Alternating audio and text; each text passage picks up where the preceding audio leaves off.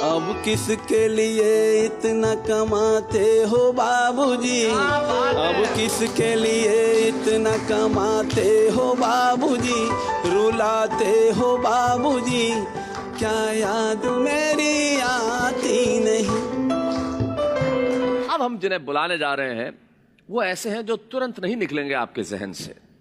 मैंने उनका एक गीत जिसका सिर्फ स्वर सुना था, न मुझे मालूम कि किसने लिखा है, न मैंने उनकी शक्ल देखी थी, लेकिन कविता की ताकत इतनी बड़ी होती है कि वो हृदय में उतर गया और मुझे लगा इसे सारे देश को सुनाया जाना चाहिए। वेदना का एक ऐसा स्वर, दर्द का एक ऐसा दस्तावेज, जो कोरोना में पहली बार उनका एक गीत उन्होंने कहीं कहा और लोगों तक पहुंचा। आज करोड़ों लोगों तक वे एक साथ पहुंचेगा। मुझे खुशी है कि आज वाह भाई वाह देश को एक ऐसा कवि भेंट करने जा रहा है जो निश्चित तौर पे शिखर पे होगा कल, भोपाल के संजय सिंह।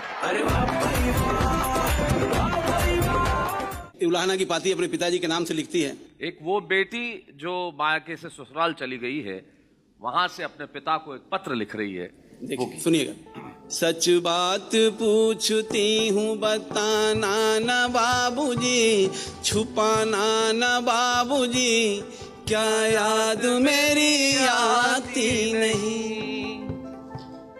पैदा हुई घर में मेरे मातम सा छाया था, पापा तेरे खुश थे मुझे माँ ने बताया था, ले ले के नाम प्यार जताते भी मुझे थे, आते थे कहीं से तो बुलाते भी मुझे थे, मैं हूँ नहीं तो किसको बुलाते हो बाबूजी, रुलाते हो बाबूजी, क्या याद मेरी आती नहीं।